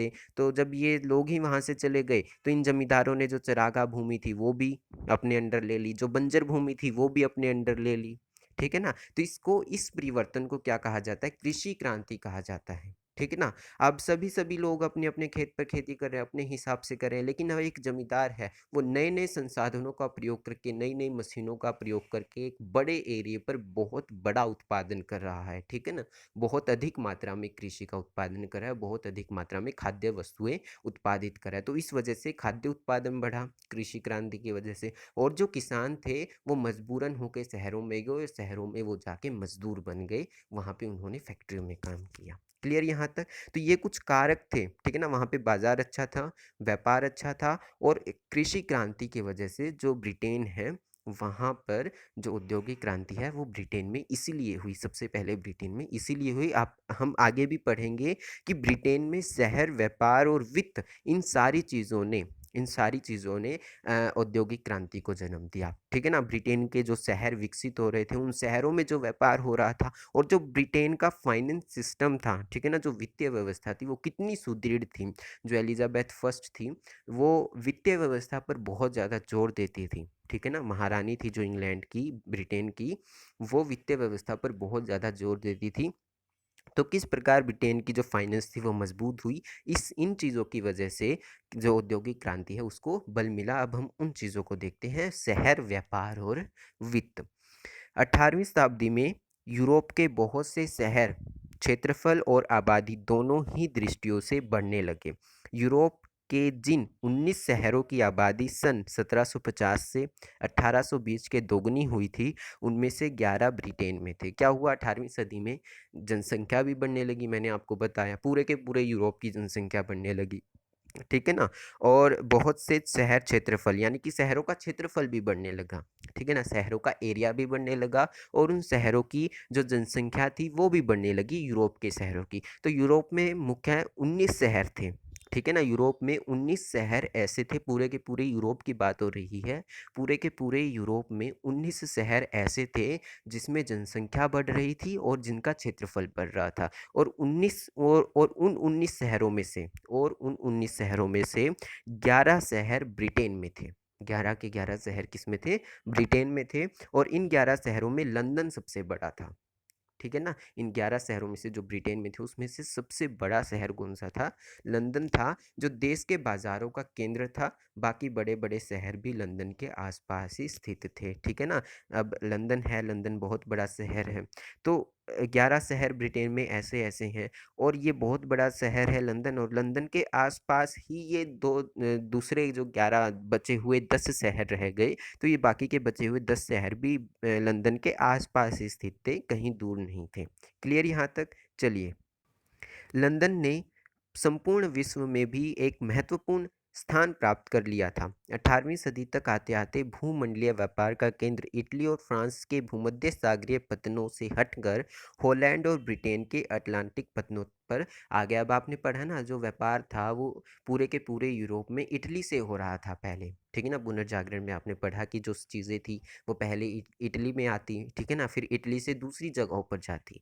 लेकिन अब क्या हुआ, 18वीं सदी में एक परिवर्तन आया, और उस परिवर्तन ने क्या किया, उसकी वजह से अब जो व्यापार का केंद्र था वो इटली नहीं रहा, बल्कि हॉलैंड और जो ब्रिटेन के अटलांटिक पतन थे वहाँ पर आ गया। देखिए यहाँ पे मैंने मैप लगाया है, ये रहा आपका हॉलैंड, ठीक है ना, स्विट्जरलैंड में ये आपका है हॉलैंड। अब क्या हुआ, अब देखिए यहाँ पे जर्मनी के नीचे यहाँ पे आपकी आ जाती है इटली, ठीक है ना, यहाँ पे इटली वगैरह आ जाती है। पहले यहाँ पे सामान इटली में आता है और फिर बाकी के पूरे यूरोप में जाता है। लेकिन अब क्या हुआ, अब जो पहले सामान था, जैसे एशिया से, चाइना से, इंडिया से जो भी सामान आना था, अफ्रीका से जो भी सामान आता, वो पहले अटलांटिक पत्तनों पर आता, ठीक है ना। अटलांटिक सागर यहाँ पे आप देख रहे हैं, नॉर्थ अटलांटिक ओशन यहाँ पे आप देख रहे हैं। यहाँ पे जो ये ब्रिटेन है यहाँ पे ये आता, या तो हॉलैंड में आता, ठीक है ना, यहाँ पे आता, या फिर ब्रिटेन के पत्तनों पर आता, ठीक है ना। ब्रिटेन के जो बंदरगाह थे पहले ब्रिटेन के बंदरगाहों पर आता,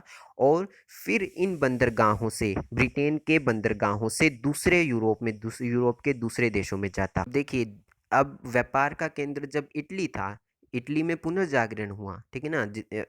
व्यापार का केंद्र इटली था, इटली में व्यापार हुआ और व्यापार की वजह से लोगों के पास पैसा आया। अब जब यही व्यापार का केंद्र हट के ब्रिटेन में चला जाएगा, ब्रिटेन से व्यापार होगा, तो ब्रिटेन के जो शहर होंगे वही समृद्ध होंगे, है ना। ब्रिटेन में व्यापार होगा, दूसरे देश ब्रिटेन आएंगे और वहाँ से सामान खरीदेंगे, तो ब्रिटेन में ज़्यादा पैसा आएगा, ब्रिटेन और भी ज़्यादा समृद्ध होगा, ठीक है ना। तो भूमंडलीय व्यापार, देखिए पूरे के पूरे यूरोप में जो ब्रिटेन था, ब्रिटेन में भी जो लंदन था वो सबसे बड़ा शहर था, और उसके साथ साथ पूरे के पूरे यूरोप में ब्रिटेन का स्थान तो था ही।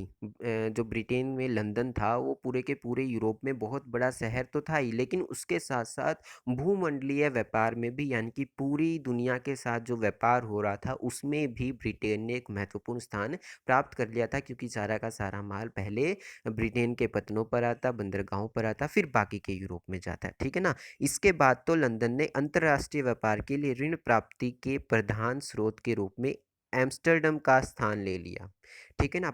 ऋण प्राप्ति यानी कि मान लीजिए कोई व्यापारी है, ठीक है ना, उसको अपना कोई नया उद्योग स्थापित करना है। अब कोई व्यापारी है, उसको अपना नया उद्योग स्थापित करना, उसके पास थोड़ा कम पैसे, तो वो क्या करेगा, वो ब्याज पर पैसे लेगा, ठीक है ना, ऋण पे पैसे लेगा। तो अब जो जितने भी अंतर्राष्ट्रीय व्यापारी थे, जो उद्योग धंधे स्थापित हो रहे थे, तो छोटे मोटे, उस वक्त इतने ज़्यादा नहीं हो रहे थे। तो अब क्या हुआ, जो लंदन था, लंदन में बहुत सारे बैंक थे, आप अभी पढ़ेंगे। तो जो ब्रिटेन था उसमें से, ठीक है ना, ब्रिटेन से बहुत सारे व्यापारी ऋण लेने लगे, ठीक है ना, ऋण लेने लगे, ब्याज पर पैसे लेने लगे। व्यापार तो हो ही रहा था, व्यापार का केंद्र तो था ही ब्रिटेन, उसके साथ साथ अंतर्राष्ट्रीय व्यापार में जो व्यापारी पैसा लगा रहे थे उनको भी ऋण देने लगा, उनको ब्याज भी देने लगा आपका ब्रिटेन, ठीक है ना। क्योंकि जो बैंकिंग व्यवस्था थी ब्रिटेन में वो बहुत ज़्यादा सुदृढ़ थी, बहुत ज़्यादा संतुलित थी, ठीक है ना। अब व्यापार भी हो रहा, व्यापार के साथ साथ ब्रिटेन क्या करने लगा, व्यापारियों को ऋण भी देने लगा। पहले ऋण देने का काम कौन करता था, एम्स्टर्डम करता था, लेकिन अब ऋण कौन दे रहा है व्यापारियों को, ब्रिटेन दे रहा है। क्लियर यहाँ तक। अब जब वो व्यापारियों को ऋण देगा, फिर वो व्यापारी अपना ऋण चुकाएंगे, ठीक है ना, ब्याज वापस देंगे, तो क्या होगा, देश में पैसा आएगा, ठीक है ना, देश में व्यापार और तेज होगा। तो लंदन इंग्लैंड अफ्रीका और वेस्ट इंडीज के बीच स्थापित त्रिकोणीय व्यापार का केंद्र भी बन गया। अब इंग्लैंड अफ्रीका और वेस्ट इंडीज के बीच में तो जो त्रिकोणीय व्यापार हो रहा था उसका सेंटर बन गया आपका लंदन। देखिए कैसे, यहाँ पे जो आपका त्रिकोणीय व्यापार आप समझ रहे हैं ना, ट्रायंगुलर, जैसे ये ट्रायंगल होता है तो इस तरह से। अब कैसे हो रहा था ये देखिए, जो इंग्लैंड है, यहाँ पे ये इंग्लैंड है, फिर यहाँ पे आपकी अफ्रीका आ जाती है, ठीक है ना, और यहाँ पे आपकी आ जाती है वेस्ट इंडीज़, यहाँ पे आपकी नॉर्थ अमेरिका, यहाँ पे साउथ अमेरिका, तो इसके बीच में क्या स्थित है, आपकी वेस्ट इंडीज़ स्थित है। तो यहाँ से यहाँ पे और यहाँ पे एक ट्रायंगल बन गया ना, यहाँ पे ये क्या बन गया, एक ट्रायंगल बन गया। तो इंग्लैंड से सामान जाता वेस्ट इंडीज़, अफ्रीका में जाता, फिर अफ्रीका से यहाँ आता, यहाँ जाता। तो ये जो व्यापार हो रहा था इंग्लैंड, वेस्ट इंडीज़ और अफ्रीका के बीच में, इस सभी का केंद्र क्या बन गया, आपका इंग्लैंड बन गया, ठीक है ना। इंग्लैंड से चीज़ें क्या होने लगी, मैनेज होने लगी, ठीक है ना। चीज़ें इंग्लैंड इंग्लैंड देखने लगा कि चीज़ें कहाँ भेजनी है, कैसे भेजनी है, क्यों भेजनी है, ये सारी चीज़ें इंग्लैंड से मैनेज होने लगी। जो ये त्रिकोणीय व्यापार हो रहा था इंग्लैंड, वेस्ट इंडीज़ और अफ्रीका के बीच में। क्लियर यहाँ तक। आगे चलते हैं।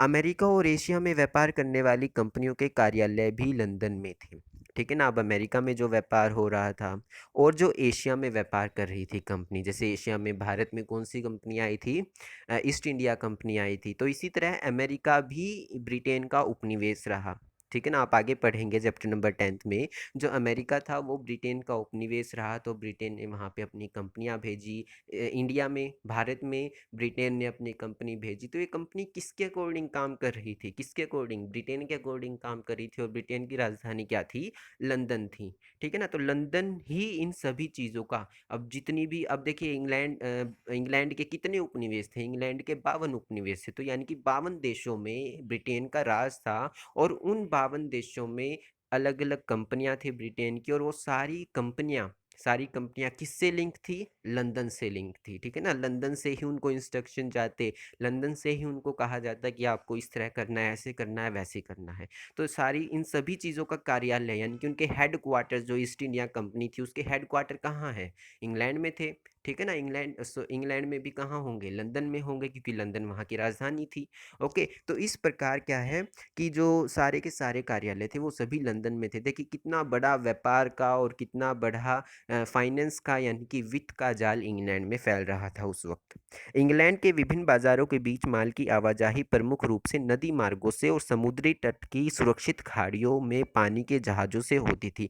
ये था कि किस प्रकार जो इंग्लैंड था, इंग्लैंड में जो लंदन था, उसमें किस प्रकार बहुत बड़ा व्यापार हो रहा था और बहुत बड़ी वित्तीय व्यवस्था थी। अब हम देखते हैं वहाँ पे परिवहन किस तरह से होता था, ठीक है ना। इंग्लैंड में परिवहन की व्यवस्था क्या थी, तो शुरुआती दौर में क्या था कि जो अलग अलग बाजार थे, ठीक है ना, इंग्लैंड में बाजार, फिर स्कॉटलैंड में, फिर वेल्स में जो बाजार थे, ये इनमें जो माल आता जाता था, ठीक है ना, जो माल आता जाता था वो नदी मार्गों के जरिए आता था, ठीक है ना, नदी मार्गों के जरिए। और समुद्र के द्वारा, मान लीजिए यहाँ पे जैसे हमने देखा ना, यहाँ पे स्कॉटलैंड है, फिर स्कॉटलैंड से अगर वेल्स में सामान पहुँचाना है तो वो किससे आएगा, या तो नदियों से आएगा या फिर जो समुद्र है समुद्र से आएगा, ठीक है ना। समुद्र में जो पानी पानी के जहाज होते हैं उनके ज़रिए जो सामान है वो पहुँचाया जाता है, या तो नदी के द्वारा सामान पहुँचाया जाता है बाज़ारों में, या फिर समुद्री मार्ग से पहुँचाया जाता है। यानी कि किसका प्रयोग हो रहा है, जल परिवहन का प्रयोग हो रहा है। क्लियर यहाँ तक। रेल मार्ग का प्रसार होने तक जल मार्गों द्वारा परिवहन स्थल मार्गों की तुलना में सस्ता पड़ता था और उसमें समय भी कम लगता था। अब जब तक रेल का आविष्कार नहीं हुआ था, जब तक रेलगाड़ी नहीं आई थी, ट्रेन जब तक नहीं आई थी, तब तक व्यापार इंग्लैंड में किससे होता था, स्थल परिवहन की बजाय, यानी कि ज़मीन पर नहीं होता था, बल्कि पानी के ज़रिए चीज़ों को लाया और ले जाया जाता था। नदियों में नावों में सामान को लादा, और फिर वो नाव एक जगह से दूसरी जगह पर गई, दूसरे बाज़ार में गई, दूसरे जगह पर वो सामान उतारा और फिर वहाँ से नया सामान भरा और फिर वहाँ से दूसरी जगह पर ले गई, ठीक है ना। तो नदियों में लोग नाव के ज़रिए अपना क्या करते थे, परिवहन करते थे, यानी कि एक जगह से दूसरी जगह पर सामान को पहुँचाते थे, ठीक है ना। बाज़ारों में इस प्रकार परिवहन होता था, नदी मार्गों के ज़रिए या फिर समुद्री मार्गों के ज़रिए, यानी कि जल परिवहन का प्रयोग होता था, ना कि स्थल परिवहन का प्रयोग होता था। रेलगाड़ी आने तक, रेलगाड़ी आने के बाद रेलगाड़ियों द्वारा व्यापार होने लगा। क्लियर यहाँ तक। अब जो जल मार्ग होता है वो स्थल मार्ग से बहुत सस्ता पड़ता है। मैंने ये बात आपको चैप्टर नंबर 2 में भी बहुत खुल के बताई थी। चैप्टर नंबर 2 में मेसोपोटामिया वाले चैप्टर में मैंने आपको ये बात पूरी खुल के बताई थी। किस किस को याद है कमेंट करके बताइएगा। क्लियर यहाँ तक। तो किस प्रकार जल मार्ग स्थल मार्ग की अपेक्षा सस्ता पड़ता है, वो सारे कारक आप मुझे कमेंट करके बताएंगे। और ये तेज भी होता है, स्थल मार्ग में जितना ज़्यादा टाइम लगेगा उससे बहुत कम टाइम में जल मार्ग के जरिए चीज़ें पहुंच जाएगी। काफ़ी पहले यहाँ तक सन 1724 में इंग्लैंड के पास नदियों के जरिए 1160 मील लंबा जल मार्ग था, जिसमें नौकाएं चल सकती थी और पहाड़ी इलाकों को छोड़कर देश के अधिकांश स्थान नदी से अधिक 15 मील की दूरी पर थे, ठीक है ना। सारा माल किससे पहुंचाया जाता है, जल मार्ग के जरिए पहुंचाया जाता है। और जो जल मार्ग था वहाँ पे 1160 मील लंबा था, मीटर नहीं मील है यहाँ पे ये। तो 1160 मील लंबा उनका जल मार्ग था, यानी कि नदियों के द्वारा इधर उधर करके सामान पहुंचाया जाता था। और वो कितना था, 1160 मीटर, 1160 मील, ठीक है ना। और जिसमें नौकाएं चल सकती थी, यानी कि नाव इत्यादि के नाव उस मार्ग पर चल सकती थी। और पहाड़ी इलाकों में जल परिवहन नहीं होता था, ठीक है ना, क्योंकि पहाड़ों से तो नदी नीचे आती है और नदी के द्वारा पहाड़ों पर नहीं चढ़ा जा सकता। पहाड़ों पे तो स्थल मार्ग का ही प्रयोग होता है। नदियों के द्वारा पहाड़ों पर नहीं चढ़ सकते, क्योंकि नदी नीचे आती है, ऊपर की ओर नहीं जाती। क्लियर यहाँ तक। तो पहाड़ी इलाकों को छोड़कर जो बहुत बड़े बड़े शहर थे वो नदियों से मुश्किल 15 मील की दूरी पर थे, ठीक है ना। मान लीजिए यहाँ पे नदी बह रही है, ठीक है ना, तो नदी के द्वारा सामान लाया गया, या तो नदी के बिल्कुल किनारे शहर बसा होगा तो उतार लिया जाएगा सामान, और ना तो बस 15 मील, ठीक है ना। नदी का किनारा यहाँ पे है तो नदी के किनारे से 15 मील तक चलिए, उसके बाद आपको जो शहर थे, ठीक ना, वो मिल जाते, आपको बाजार मिल जाता। मुश्किल से मुश्किल ज़्यादा से ज़्यादा आपको 15 मील चलना पड़ता स्थल मार्ग, उससे ज़्यादा नहीं, ठीक है ना। तो जो शहर थे वो नदी से केवल और केवल 15 मील की दूरी पर थे, ज़्यादा से ज़्यादा 15 मील की दूरी पर थे, कम बेशक हो लेकिन ज़्यादा से ज़्यादा 15 मील की दूरी पर थे। क्लियर यहाँ तक। चूंकि इंग्लैंड की नदियों के सभी नौ चालनीय भाग समुद्र से जुड़े हुए थे, इसलिए नदी पोतों के जरिए ढोया जाने वाला माल समुद्र तटीय जहाज़ों तक, जिन्हें तटपोत कहा जाता था, आसानी से ले जाया और सौंपा जा सकता था। अब देखिए, अब जो जितने भी ये नदी मार्ग थे, ठीक है ना, नदियों से सामान लाया गया, नदियों से सामान ले जाया गया, तो ये जितने भी नदियों के मार्ग थे ये सभी समुद्री मार्ग से जुड़े हुए थे। जैसे कि ये आपका सारा इंग्लैंड है, ठीक है ना, मैंने अच्छा नहीं ड्रॉ किया है लेकिन किया है। तो ये जैसे आपका इंग्लैंड है, ठीक है ना, तो इंग्लैंड में यहाँ पे समुद्र है, ठीक है ना, ये सारा समुद्र है। तो इंग्लैंड में जो नदियाँ बह रही है तो सारी नदियाँ किससे कनेक्टेड है, ये समुद्रों से कनेक्टेड है, ठीक है ना, समुद्र से कनेक्टेड है। तो अब अंतर्राष्ट्रीय व्यापार हो रहा है इंग्लैंड में, ब्रिटेन में अंतर्राष्ट्रीय व्यापार हो रहा है, समुद्रों के जरिए जो चीज़ें हैं वो इंग्लैंड में ब्रिटेन में आ रही है। फिर समुद्र के जरिए वो चीज़ें धरती पर रखी गई, फिर धरती से वो नदियों में ला दी गई, नदियों में नौकाओं के जरिए वो दूसरी जगहों पर पहुँचाएगी। तो इसी तरह अब जब इंग्लैंड दूसरी जगहों से समुद्र से क्या आ रहा है, माल आ रहा है, जमीन पर उतर रहा है, फिर नदियों के जरिए जल मार्ग के जरिए दूसरी जगहों पर पहुंच रहा है। तो इसी तरह इंग्लैंड का माल नदियों में आ रहा है और फिर वो नदियाँ किससे जुड़ी हुई है, समुद्र से जुड़ी हुई है, फिर वो समुद्र में जा रहा है जहाज़ों के जरिए और फिर पूरे विश्व में वो सामान जा रहा है, ठीक है ना। तो या तो इंग्लैंड में सामान आए या फिर इंग्लैंड से सामान जाए, वो सारा का सारा किससे हो रहा है, जल मार्ग से हो रहा है। और नदी पोतों के जरिए जो माल था वो समुद्री तटों पर लाया जाता था, समुद्री जहाज़ों पे लाया जाता था। और उन्हीं समुद्री जहाज़ों को क्या कहा जाता था, कोस्टर्स कहा जाता था, तटपोत कहा जाता था। पोत का मतलब क्या होता है, पोत का मतलब होता है जहाज, एक बहुत बड़ा जहाज, ठीक है ना, समुद्री जहाज।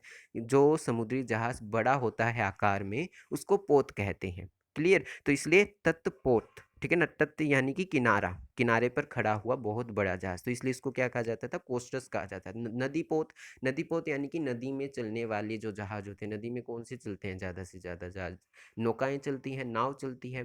तो नाव के जरिए वो सामान किस में लाद दिया जाता था, जहाज़ों में लाद दिया जाता था, ठीक है ना। जहाज़ों से नाव में, नाव से जहाज़ों में, ये फंडा चलता था वहाँ पे। क्लियर यहाँ तक। आगे आते हैं।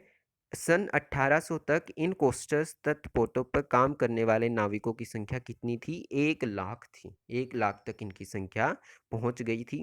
देश की वित्तीय प्रणाली का केंद्र। अब बात करते हैं इसकी वित्तीय। व्यापार हमने देखा, फिर व्यापार में जो परिवहन था वो कितना तेज था और कितना सस्ता था, ठीक है ना, वो भी हमने देखा। अब देखते हैं शहर के बारे में भी हमने देख लिया कि लंदन कितना बड़ा शहर था। शहर देख लिया, व्यापार देख लिया, अब क्या बच गया, हमारी वित्तीय व्यवस्था बच गई।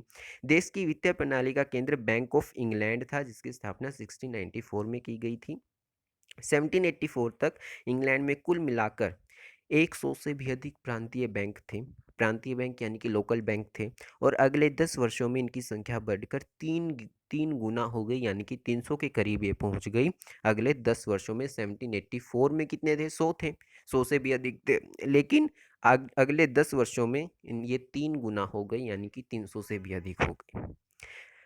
आगे चलते हैं। 1820 के दशक तक प्रांतों में 600 से अधिक बैंक थे और अकेले लंदन में 100 से अधिक बैंक थे, ठीक है ना। 1820 के दशक में, अगले 30 सालों में, अगले 30 साल हो गए ना, अगले 10 सालों में, अगले 30, जैसे 1784 से लेकर 1784 के बाद 30 साल के बाद क्या हुआ, जो 1820 में क्या हुआ, जो प्रांतों के बैंक थे वो कितने थे, 600 थे, ठीक ना। लोकल एरियाज़ में, इंग्लैंड में जो लोकल एरियाज़ थे उसमें कुल मिलाकर 600 बैंक थे और उन 600 में से 100 तो अकेले लंदन में थे। अब देखिए, जितने ज़्यादा बैंक होंगे, बैंक जितने ज़्यादा संतुलित और सुगठित होंगे, तो उतना ज़्यादा क्या होगा, हमारा फाइनेंस होगा, उतना ज़्यादा हमारी वित्तीय प्रणाली होगी, उतनी तेज़ हमारी वित्तीय प्रणाली होगी। तो बताया गया है कि किस तरह कितने ज़्यादा समय के साथ साथ जो इंग्लैंड था उसमें बैंकों की संख्या बढ़ती जा रही थी। 1820 का दशक आते आते 600 बैंक हो गए थे और उन 600 में से वो लंदन में भी 100 बैंक थे। क्लियर। बड़े बड़े औद्योगिक उद्यम स्थापित करने और चलाने के लिए आवश्यक वित्तीय साधन इन्हीं बैंकों द्वारा उपलब्ध कराए जाते थे। अब उद्योग स्थापित करने के लिए, हम औद्योगिक क्रांति पढ़ रहे हैं, तो उद्योग स्थापित करने के लिए हमें किसकी ज़रूरत होती है, पैसे की ज़रूरत होती है। और इंग्लैंड में जो उद्योगपति थे उनको पैसा मिल जाता था बैंकों से, ठीक है ना। तो एक कारक ये भी रहा था। अब देखिए आगे आपको बता दिया जाएगा। 1780 के दशक से 1850 के दशक तक ब्रिटेन में जो औद्योगिकीकरण हुआ उसके कुछ कारक ऊपर बताए जा चुके हैं, ठीक है ना। गांव से आए अनेक गरीब लोग नगरों में काम करने के लिए उपलब्ध हो गए। बड़े बड़े उद्योग धंधे स्थापित करने के लिए आवश्यक ऋण राशि उपलब्ध कराने के लिए बैंक मौजूद थे और परिवहन के लिए अच्छी व्यवस्था थी, ठीक है ना। जिन कारकों की वजह से औद्योगिक क्रांति हुई वो पहले हमने पढ़ लिए, ठीक है ना। किस तरह वहाँ पर एक मुद्रा की प्रणाली थी, बाजार व्यवस्था कितनी अच्छी थी, ओके। और फिर वहाँ पर कृषि क्रांति हुई, एक ये कारक था। फिर हमने देखा कि किस प्रकार शहर बहुत बड़े थे, वहाँ पर शहर बड़े थे, यानी कि वहाँ पर व्यापार बहुत अच्छी तरह से हो रहा था, ठीक है ना। अब जब वहाँ पर व्यापार अच्छी तरह से हो रहा है, वहाँ पे फाइनेंस भी अच्छा था, बैंक भी थे। अब किसी को उद्योग लगाना है तो वो बैंकों से ऋण ले लेगा, आसानी से उद्योग लगा देगा। उन उद्योगों को चलने के लिए मजदूर चाहिए। अब मजदूर भी मिल जाएंगे, क्योंकि कृषि क्रांति के बाद क्या हुआ था, बहुत सारे लोग बेरोजगार हो गए थे और शहरों की तलाश में शहर में गए। शहर में उन्हें फैक्ट्री दिखी, इंडस्ट्री दिखी, तो वहाँ पर वो क्या करने लगे, मजदूरी करने लगे, ठीक है ना। और परिवहन भी वहाँ पर बहुत अच्छा था, ठीक है ना, सस्ता था। रेलगाड़ी आने तक सस्ता था, जल मार्ग के द्वारा होता था, तेज होता था, और क्या होता था, सस्ता होता था जल मार्ग के द्वारा। फिर जब रेलगाड़ी आ गई फिर तो कहना ही क्या, फिर तो और भी तेज हो गया परिवहन, ठीक है ना। आगे के पृष्ठों में दो, अब जब हम आगे चैप्टर पढ़ेंगे कोयला लोहे के बारे में, फिर आयरन इंडस्ट्री और कॉटन इंडस्ट्री के बारे में, इन सारी चीज़ों को जब हम देखेंगे, तो आगे के पृष्ठों में दो कारकों का वर्णन किया गया है। प्रौद्योगिकीय परिवर्तनों की श्रृंखला। प्रौद्योगिकी यानी कि जो हमारे टेक्नोलॉजिकल, ठीक है ना, जो टेक्नोलॉजी में परिवर्तन आए, जो प्रौद्योगिकी में परिवर्तन आए, तकनीकों में परिवर्तन आए, वो सारी चीज़ें भी इसके लिए कारक थे। अभी हम क्या पढ़ रहे हैं कि ये जो औद्योगिक क्रांति ये ब्रिटेन में क्यों हुई, ये सभी कारक पढ़ रहे हैं, ठीक है ना। जिन जिन चीज़ों से औद्योगिक क्रांति को बल मिला वो सारी चीज़ें हम देख रहे हैं। तो प्रौद्योगिकी परिवर्तनों की श्रृंखला जिससे उत्पादन के सत्रों में अचानक वृद्धि कर दी और एक नया परिवहन तंत्र, पहले तो जलमार्ग के द्वारा होता था, अब रेल मार्ग के द्वारा होने लगा। ट्रेन से व्यापार परिवहन होने लगा, ठीक है ना, माल की आवाजाही ट्रेन के द्वारा होने लगी, उससे और तेज हो गया परिवहन और सस्ता भी हो गया। तो इस प्रकार आगे और बल मिला हमारी औद्योगिक क्रांति को, जो हम आगे देखेंगे, ठीक है ना। इन दोनों विकास कर्मों के मामले में यदि बीच के समय को सावधानी पूर्वक देखा जाए, देखिए एक तो विकास क्रम, धीरे धीरे औद्योगिक क्रांति स्टार्ट हो रही है, उद्योग धंधे स्थापित हो रहे हैं, अभी परिवहन जल मार्गों के द्वारा हो रहा है। फिर जो परिवहन था वो किसके द्वारा होने लगा, रेल मार्ग के द्वारा होने लगा। तो इनके बीच में जो टाइम पीरियड आता है, इनके बीच में जो टाइम पीरियड आता है, जो समय अंतराल आता है, ठीक है ना, बीच के समय को सावधानी पूर्वक देखा जाए तो पता चलेगा कि इन विकास कर्मों और उनके व्यापक इस्तेमाल के बीच में कुछ दशकों का अंतराल रहा, ठीक है ना, टाइम पीरियड। अब देखिए कोई नई टेक्नोलॉजी आई, ये तो है नहीं कि कोई नई टेक्नोलॉजी आई, कोई नई मशीन आई, वो मशीन आते ही उसके लिए बहुत सारे उद्योग धंधे स्थापित हो जाएंगे, बड़ी बड़ी इंडस्ट्रीज बन जाएगी, नहीं। उसको बनने के लिए टाइम लगेगा। मशीन आई है, ठीक है ना, फिर उसके उसके ऊपर जो उसके आधारित, मशीन पर आधारित उद्योग धंधे स्थापित होंगे, फिर उसमें मजदूर आएंगे, तो इसके बीच में बहुत लंबा टाइम होता है, ठीक है ना। तो ये टाइम भी हमें देखना चाहिए, इस टाइम को सावधानी पूर्वक देखना चाहिए कि चीज़ें एकदम से नहीं होती, कोई क्रांति एकदम से नहीं आती, ठीक है ना। कोई मशीन आई, उसको बनने में टाइम लगेगा, फिर उसको यूज़ करने में टाइम लगेगा, उससे फिर चीज़ें बनाने में टाइम लगेगा। चीज़ें एकदम से नहीं होती, उनके बीच में अंतराल होता है, समय का अंतराल होता है। हम चैप्टर पढ़ रहे हैं, ठीक है ना, चैप्टर में जो चीज़ें आई लाइन वाइज हमें बतानी पड़ेगी। तो हमें इस चीज़ की भूल नहीं करनी चाहिए कि एकदम से सब काम हो गया, नहीं, एकदम से नहीं हुआ, धीरे धीरे हुआ। क्लियर यहाँ तक। 18वीं सदी में कुल मिलाकर जो 26,000 आविष्कार हुए, देखिए अकेली 18वीं सदी में 26,000 आविष्कार हो गए। उनमें से आधे से अधिक आविष्कार 1782 से 1800 बीच की अवधि के बीच में, 1782 से 1800 के बीच में, ये 26,000 में से बहुत सारे जो आविष्कार थे वो इस अवधि के बीच में हुए, जो हमारी औद्योगिक क्रांति के बीच में ही आ जाता है, ठीक है ना, 1780 से 1850 के बीच में। तो 1780 से और 1800 के बीच में जो बहुत सारे आविष्कार थे वो हुए इंग्लैंड में। इन आविष्कारों के कारक अनेक परिवर्तन आए। हम इन परिवर्तनों में से केवल 4 बड़े परिवर्तन, अर्थात लौह उद्योग का रूपांतरण, ठीक है ना, किस प्रकार लौह उद्योग बदल गया, कपास की कताई और बुनाई, भाप की शक्ति का विकास और रेल मार्गों की शुरुआत, इन 4 चीज़ों के बारे में हम इस चैप्टर में पढ़ेंगे। मशीनें आई है, नई नई चीज़ें आ रही है, नए नए प्रयोग हो रहे हैं, नई नई प्रौद्योगिकी आ रही है, टेक्नोलॉजी आ रही है। तो इसके प्रभाव ये नहीं कि कुछ एक पढ़ेंगे, बहुत अलग अलग, छोटे मोटे, बड़े छोटे, अलग अलग तरह के प्रभाव पड़ते हैं। लेकिन हमारा चैप्टर छोटा है, ठीक है ना, हमारा टाइम छोटा है, हमारी क्लास अभी छोटी है, हम छोटे हैं, तो हम केवल 4 ही चीज़ों पर डिस्कस करेंगे। जैसे कि लौह उद्योग में क्या परिवर्तन आए, कपास उद्योग में क्या परिवर्तन आए, भाप की शक्ति का प्रयोग होने लगा और रेल मार्ग का आविष्कार हुआ, ट्रेन आई। इन 4 चीज़ों पर हम आगे के चैप्टर में डिस्कस करेंगे। पूरी की पूरी औद्योगिक क्रांति इसी में हम ख़त्म कर लेंगे। तो आज के लिए बस इतना ही। आप ध्यान से समझ चुके होंगे, हर एक बात को समझ चुके होंगे। अगर कोई डाउट रहता है, अगर कोई भी डाउट रहता है, किसी भी तरह का डाउट रहता है, तो मन में मत रखिए, कमेंट में लिखिए, आपको रिप्लाई मिलेगा, आपके डाउट सोल्व किए जाएंगे। तो keep learning, keep smiling and keep watching and thank you. मिलते हैं नेक्स्ट लेक्चर में।